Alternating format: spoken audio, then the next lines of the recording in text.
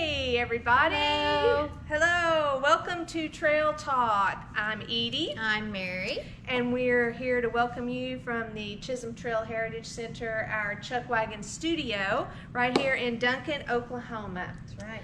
And we're kind of excited today to be talking about two of our favorite little critters little here. critters, yes. Some of our favorites. Yeah, exactly. the prairie dog and the otter. Otters, we're going to save the otter for last because he's my favorite. He's I think. A little mischievous. Yes, kind of yeah. playful, Yeah. kind of cute. That's right. So, but he does have a dark side, so we'll have to let you know about the dark side of the otter. We'll let you in. Yeah, but so we're going to start off by talking about the prairie dog. Now, I'm sure if you have driven around anywhere in Oklahoma, you've seen prairie dogs. Prairie dog. Yes, they are. I mean, if you've driven on Highway 81 and gone north to Chickasha, they're in the median. Yeah. There. Popping up. Yeah. I mean, there's huge prairie dog population in over in the Wichita Mountains, and there used to be a large population in Lawton, in the town, but they were taken to a better place. So they were relocated. They were relocated, I believe. But so we're going to talk about these little guys. So prairie dogs, believe it or not, they're not dogs, Mary. Really? They're not dogs. Prairie dogs are actually rodents. They're like ground squirrels. Okay. Basically. I'd buy that. Yeah. They are herbivores, so they're plant eaters. Plant eaters, yeah. And Which is good because they're a small animal. They probably couldn't handle a big. Well, that's big true. Animal. That's true. Now I did read that occasionally they'll eat an insect, something like that. Small. Yeah, but yeah, for the most part. I mean, you can see their mouths are very small, They can handle but things. as rodents, that means they have those two front teeth that never stop growing, and so they have to continually eat. Gnaw. And so they eat a lot frequently, not a lot in a setting, but they eat frequently. Little meals periodically through the day. Yeah, to keep those teeth worn down. That's the interesting thing about rodents, those front teeth of theirs. They are burrow dwellers. They're underground dwellers. Yes, they dig. And so they live in these burrows that are very well thought out. It's not just a tunnel. Not just a one in, one out. No, absolutely. They have as many as 6 openings. Like rooms. Like rooms. Well, that's just the openings are just ways Just to to get come into out. those areas. Right, but underground they do have rooms, and specifically, I mean, I guess people have probably excavated these, and they found nurseries where they care for and nurse their babies. They have other sleeping areas because the female and the babies are the ones who will stay in those nurseries only. The male prairie dogs don't stay in there. Probably would like to put some men in the holes. Right, yeah, exactly. They have an area where they'll eat. Like a dining area, kitchen. Area. They have an area where they store food. That's even like a cellar, and kind of a hangout area. And they actually have a separate place where they will go to relieve themselves, like a bathroom. They actually have a separate. That? I know. I just find that so interesting. Looking for a four-tunneled. Yeah. Looking for a four-tunneled. Four-tunneled craftsman style. Right. With, yeah, exactly. So anyway, their living situation is very well planned out, as is their entire above ground living situation as well. They live above ground? Well, they spend a lot of time above ground, but so interestingly enough, they live in we call them prairie dog towns, and they are very much set up like communities, and there could be one community town and another one right next to it that might just have a division of a line of rocks or a wall or something like that. But a definite division between the two. There is a division. It doesn't go underground. It's just above ground. But it can separate the towns. And within the towns, they actually have what they call wards, which is kind of like a neighborhood, I think. I mean, I don't know how else to describe this. And then they have these family groups inside these wards. Yeah, so it's like a whole. It's like it's Yeah, breakdown. It is, and they within their little families, they're very affectionate. They do something that they kind of looks like they're kissing each other. They'll actually put their mouths together, and they, they'll. Of course, they do the typical kind of flea picking kind of, or whatever grooming process type. Yeah, grooming. But they're very affectionate toward one another, and within a family, there's usually only one male, and then like 2 or 3 females, and then the babies. If they have more than 3 females in a family, though, there could be another male that would be allowed. Would be allowed in there.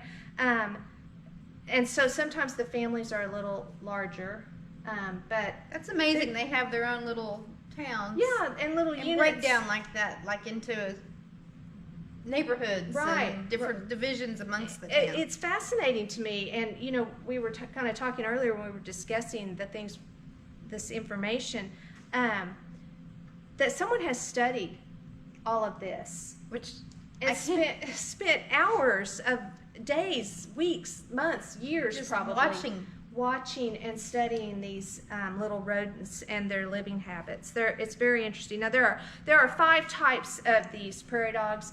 The black-tailed prairie dog is the one that lives in the part of the country where we live, the part of the country where the Chisholm Trail would have gone through, the Great Plains part of the United States, basically the area that is west of the Mississippi and east of the Rocky Mountains. So that center space, from Mexico all the way up into Canada. Okay.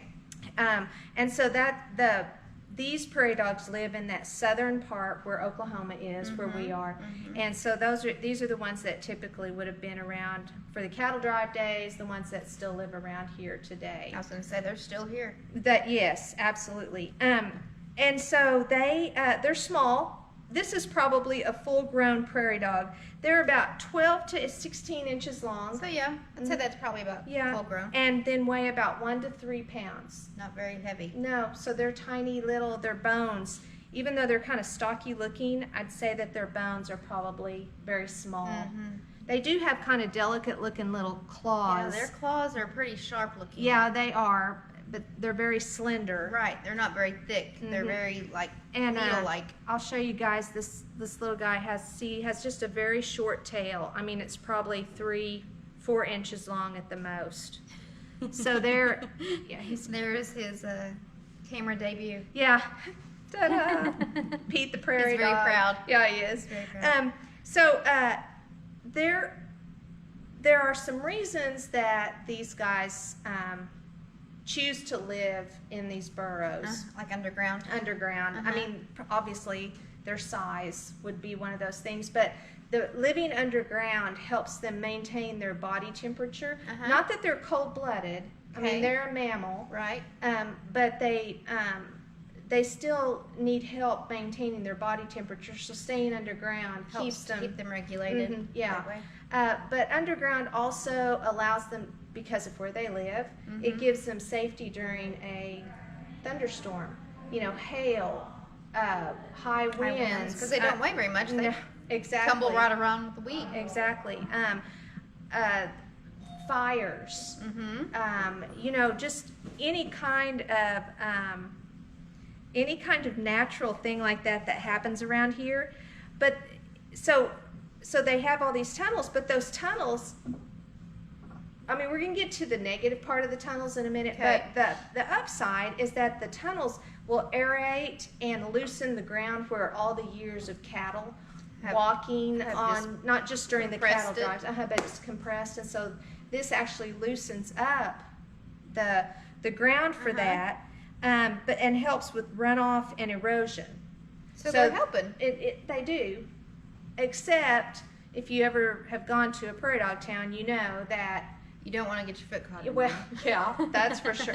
There's little vegetation left. Yeah, it's pretty much just dry dirt. Yeah, they destroy the root systems of any plant life. Nothing has a chance to live. Yeah, and so that's why they eat those grasses that have very shallow roots, because they don't necessarily wipe those grasses out, and so it gives them a place to live.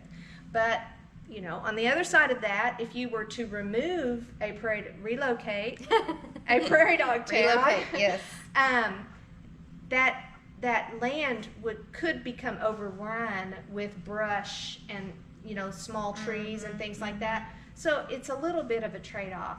Now, you mentioned stepping in holes. Right. I mean, that was a real danger for... Because I know the ones I've been around, you really have to watch where you walk. Because, True. I mean, they're just everywhere. Those holes are. And And they, I mean, I did read that they could be as wide, like from 4 to 12 inches wide. So you know, 4 inches, but a 12-inch wide hole. that's plenty of good size for a horse's hoof. Or a cattle. They could step right down in that. So, you know, that did pose a real danger to the cattle drives and to ranchers, even though there was some research cited that they never had found an actual accident where a cow stepped into one of these holes and broke its leg in present day ranch life. Really? Yeah, Huh. they had not been able to Prove that that's prove actually that happened had actually recently. Ranchers were asking for some to be removed because of that, and so they did some overtime researching. Right. So, I mean, I don't know. It's probably not as it's probably a more rare occurrence. Not as common as what we would Yeah, yeah, for sure. So these little guys have another very interesting attribute. When they are sense or see or smell, I mean, their hearing, Their senses side- are probably much stronger than ours. right. If they sense a predator, they begin making all kinds of noises to alert the other prairie dogs there in their area. that there is danger. It has been said, more of these people who have studied for years probably I can have imagine with all the identified- different sounds that they make. I read that I thought they said 12 different sounds. It seems like we used to teach that maybe there were even more sounds that I they know make. it was quite a number. And maybe it's not distinct sounds as much as it is how they repeat the sounds. Kind of like a SOS, like Yes. a Morse, like how often it's repeated, Right, or or it's long or right, short. Right. But they have observed these prairie dogs where, like if a predator was a hawk, Okay. a large flying bird, that the flight path that the hawk would take coming down, the prairie dogs on either side of that would just stay on top of the ground and watch, and the prairie dogs in that flight path would go underground in their burrow. So they have whatever they say. There's a response as depending on what they say Exactly. for that predator. Yes, and it's very it's a very focused message, you know. It's like there's a hawk coming and he's flying over your house. I mean, and I was really impressed by that. But if it's a human, a dog, something like a coyote, they tend to stay out and watch. They observe until, you know, you might go closer. Now I watched a video of there was a rattlesnake, and the prairie dogs kind of went after the rattlesnake. They're pretty quick too. Yeah, they are. But they went after the rattlesnake, and then the snake went down in one of the holes, thinking he was going to be the smart one. One of the prairie dog holes? Went down in the hole, and the prairie dog went over and started pushing dirt down Covering it up. bury that snake alive. Interesting. So there's a reason as to why they don't go in the hole. exactly. There could always, I mean, there's not, because my initial thought would be a dog or a human, that's quite a big difference in size. You would think they would want to go and hide from those things, but like you just said, if they are not wanting to get in the hole because of different reasons, like for the snake Right. burying it alive, then they would need to be It's out. kind of like they have this whole game plan. Yeah, it's figured like out. there's a coach on the sidelines playing the calls over there. Exactly. I mean, they've been described as highly developed cognitive Well, they would animals, and I for mean, their towns I really and all of. Yeah. agree with that. Uh-huh. So, and to me, dogs are like that too. Mhm. But Some. again, that's true.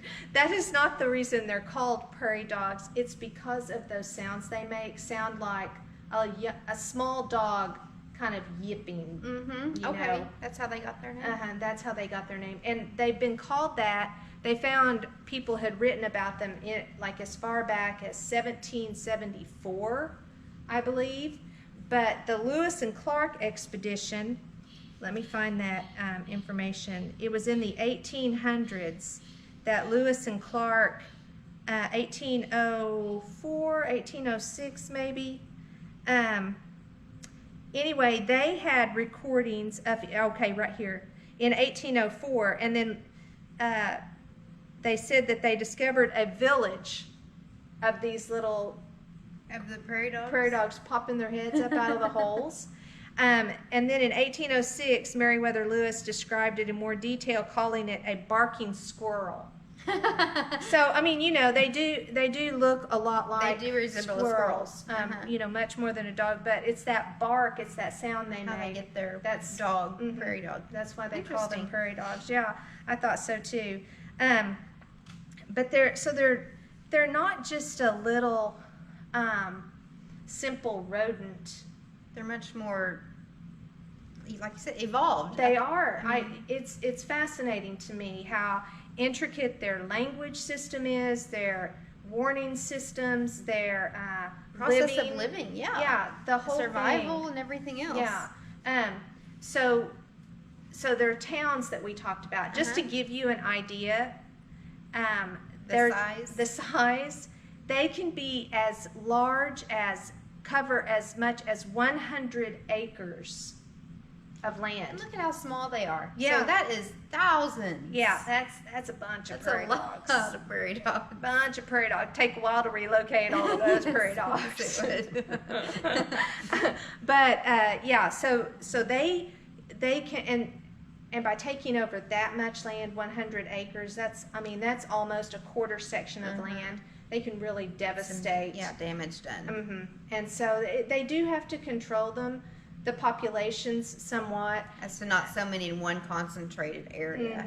But even as much as their populations are controlled, they've never really become an endangered or even a diminished Possibility of being on that list.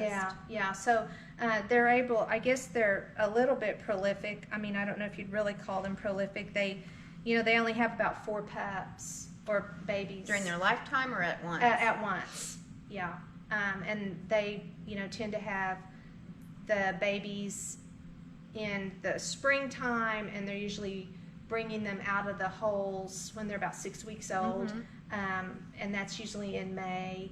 And by the time they're 5 months old, they're weaning them and saying, "Here, you're on your own." They're full grown by that time. Right. They're not very big, so they don't have very far to grow. Yeah, so there was like a little trend. I don't know if it's still such a trend where people were taking these little guys and domesticating them, taking them As as pets. pets. Interesting. Yeah, and I read about a machine they used, and it was like a machine. giant vacuum. Relocation Yeah. machine. Yeah, and they would put the hose down and suck the pups out of the burrows. Oh, that sounds traumatic. Yeah, it made me think of like a Dr. Seuss It vacuuming sounds kind of like thing. a It would Grinch whoop, type whoop, move. whoop, Yep. Yeah, and then they would sell them, and but the United States and several other, the UK, Canada, they all like clamped down on that because Shut that down. Yeah, they're rodents. They're prone to carry like bubonic plague and Yeah. things like that. Even though there's no real record of them passing that to people in present day You really times. can't be too careful. No. Yeah. So anyway, despite all of that, their populations have never become low to that it was kind of dangerous to their well-being. Right. So Yeah. Anyway, that's the prairie dog. Interesting The little creatures. black-tailed prairie dog.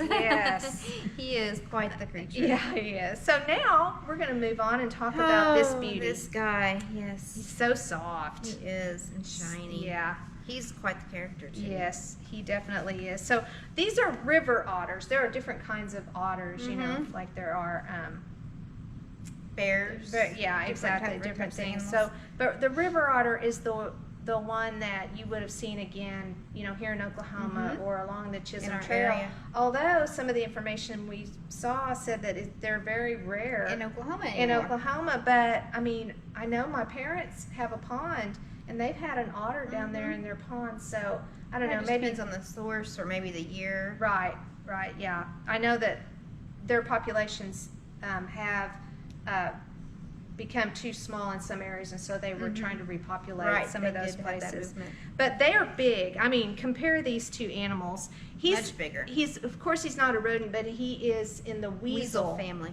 Yeah, and they have these super short legs. But check out that tail. This tail. That tail makes it's up almost about half his body. yeah, at least a third. At least a third of his body. Yep. He's so he's, and that tail is kind of like the key to his swimming. I mean, he doesn't. It's not like it's a propeller. Or he doesn't. He doesn't get it going like or in anything like cartoons. that because It's more of a directional. yes, yeah, he has these. All four of his feet are webbed, Mm-hmm. and so he's a powerful. Spend their swimmer. time in the water. Yeah, for sure. Their tiny little ears. Yeah, I can't even see them. Yeah, they are. They're very small. Their eyes are small, the nose. But when they go underwater, their ears and nose seal. And so they can spend as long, I think I read 4 minutes. Yes, 4 minutes underwater. And that's, I mean, that's a long time. A long time to be underwater. But they are, unlike these little guys, they are carnivores. So they like their meat.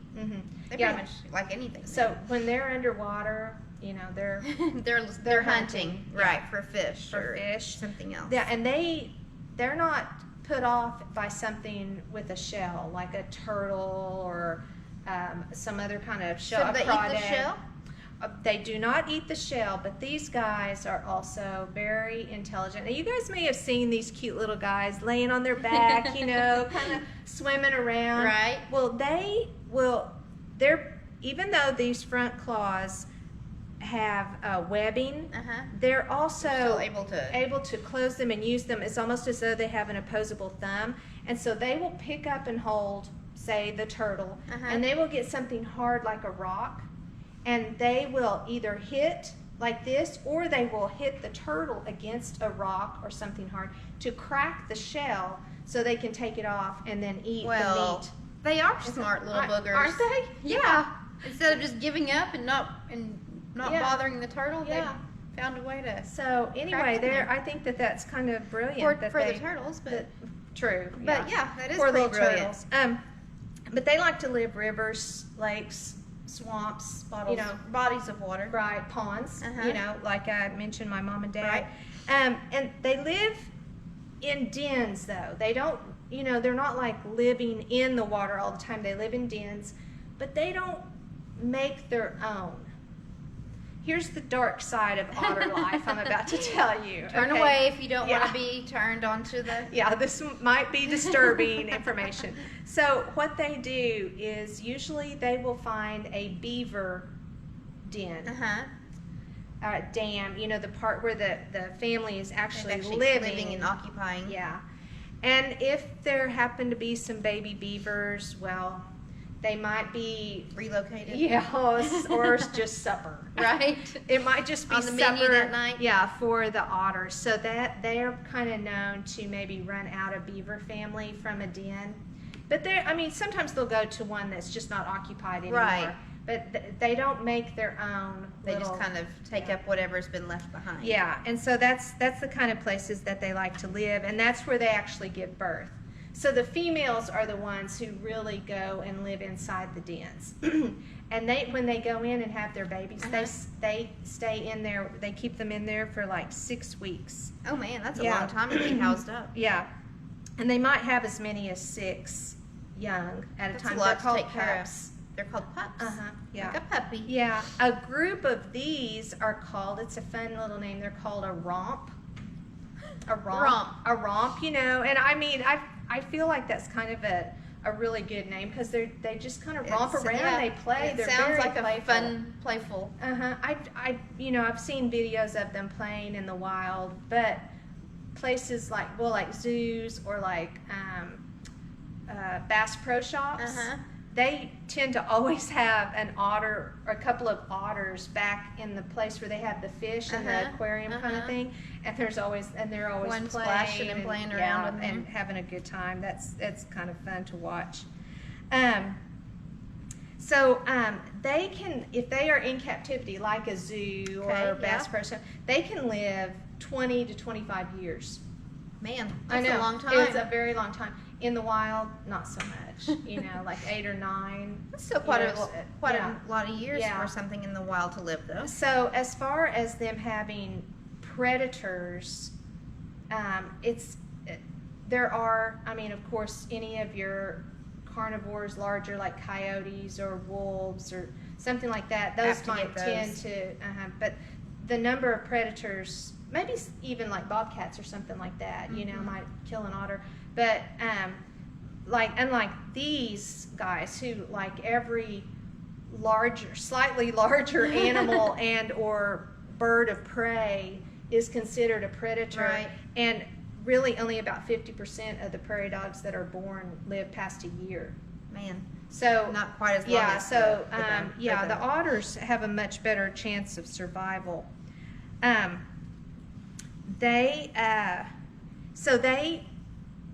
are active year round. They don't have like a hibernation. They don't hibernate or anything like that. No, but they are crepuscular. We've heard that word. We've used that word a few times. We have, yeah. Besides being fun to say, crepuscular, we just really So that means that they are not fully nocturnal or diurnal. That means it doesn't have to be dark when they are active. Right. Doesn't have to be daytime. They'll become active in that twilight evening time.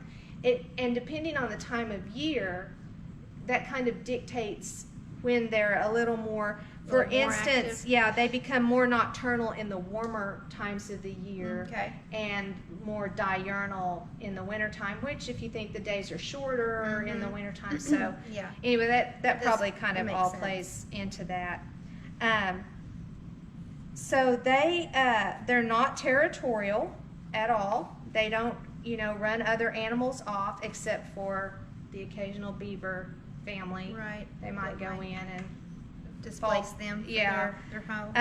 But they don't necessarily have hangout times, but they do sometimes play and swim together in the water, and they will link their little front legs together and float around, and when they do that, they call that a raft. How cute. Which I think is cute also. See, aren't they? They're just so cute. Just adorable little guys, except for that dark side. But we've moved past that. We're gonna move on past that.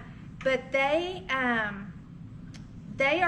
also developed a rather sophisticated communication system. So kind of like the prairie dog. Oh, it's very similar to the prairie dogs. They have like warning sounds that they'll make and send out. Distinctive from their other normal sounds. Yes, exactly.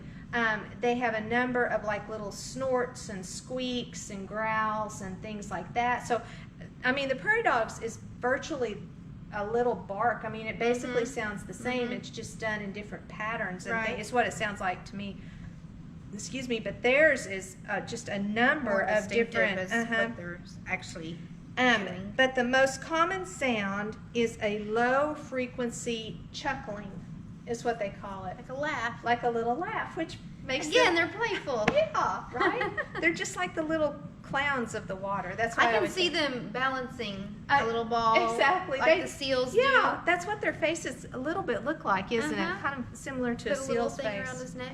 Yep. Now, there's something interesting about their fur.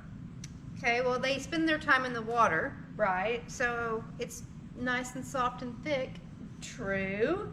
And it's so thick that it keeps the water from penetrating and getting their skin wet.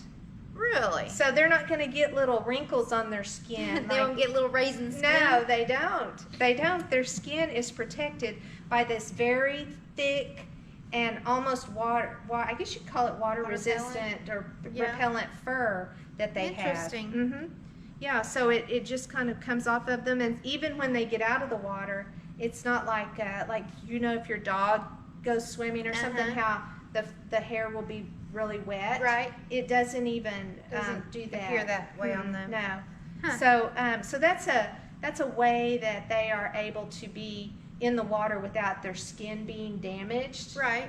From being in there for too long. So that's kind of an interesting feature that they have. It is. Especially when you spend all your time in the water. Right.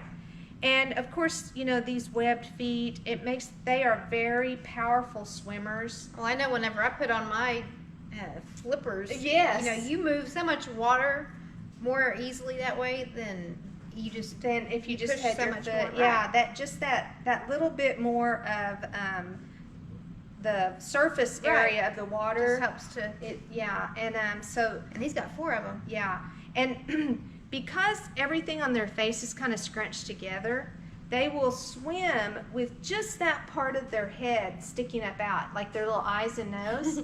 And so it's very easy for them to hide from a predator, because the river otters, there are some, maybe they do, but I know other species too, they live in areas where maybe alligators live. Yeah. Things like that, and so they'd be really easy prey for something like that. So they're able to not really be seen, but it also gives them the advantage of their when hunting. they're on the prey for theirs. Yeah. So that's kind of a nice thing for them. So when their pups are about 2 months old, all of their fur has covered. When they're born, they have fur, but they don't have any teeth yet, and they're blind. They're mammals. They're born blind. They're born blind, so just like little dogs and cats. Their eyes are shut. Their ears probably are too. And so after 2 months, their bodies will be fully covered in hair, and they'll be able to see, and they'll have some teeth. So all of that happens really fast right after they're born. But both of these, because they're mammals, they nurse from their mothers. Okay. So they start out. That's why, and they stay there with their mothers until able to be weaned. Right, exactly. So I think that is just about everything. Oh, that one says they can go for about 8 minutes Underwater. I thought that I had learned something that they could go longer than 4 minutes. So these guys, they can go underwater. They can probably go pretty deep. 60 feet, I believe. 60 feet. Yeah, they can dive up to 60 feet or more in search of food. Okay, so that is a really deep dive. For sure. So you'd have to be able to hold your breath a long time. Because it would take a while to get down there and back up. And to hunt for something. Find something. And even though they can see very well underwater, and if they're living in a pond or a lake, the water's probably murky. But they are still able to see well enough because they're not smelling anything underwater. Their noses are closed off. And they can't hear anything. Because they're sealed as well, right? Yeah, so that tells us that their vision is pretty good, even underwater. Right. So that is about all the information that we have. 2 playful, funny, yes, cute, quirky funny little animals. Right. That you actually can go out. You can go to the Wichita Mountains, or like I said, just drive to Chickasha, and these prairie dogs are they do become a nuisance because sometimes how we said they'll kill off the vegetation. Well, if they happen to kill off the grasses too, or the grasses is too dry or whatever. They have been known to go into communities like they're in Chickasha. They were in Lawton, and they will go and live among people. Yeah. I did read a thing From a distance, they're cute. I don't think I want them. Yeah, I did read that you could teach them to walk on a leash. Huh. If you were to domesticate one. Can you imagine having about 15 of them? I don't know. That seems kind of funny to me, but It's like prairie dog power. Yeah. Horsepower. I'm a prairie dog walker. Anyway, that's all that we have today for you. Does anyone have any questions? You can unmute your microphone if you have a question. If you want to type something in on Facebook Live. Who do we have coming tomorrow, Miss Edie? Tomorrow. Tomorrow's Trail Talk is going to be great. Ben Harrington. He lives here in Duncan. Awesome. And he is an artist. He's kind of a mixed media artist. And he's kind of recently been making a change in the kinds of things that he's making. So I'm really excited for Ben to come and kind of share with us his story and some of his pieces. He's going to bring several pieces for us to see, so I'm really excited about that. So that's Trail Talk tomorrow at 2 o'clock, so you don't want to miss that. Yeah, very exciting. So if no one has any questions, I guess it's time to sign off. Time. Yeah, so if everyone will unmute, both of us, we will send you off with happy trails on 3. 1, 2, 3. Happy trails!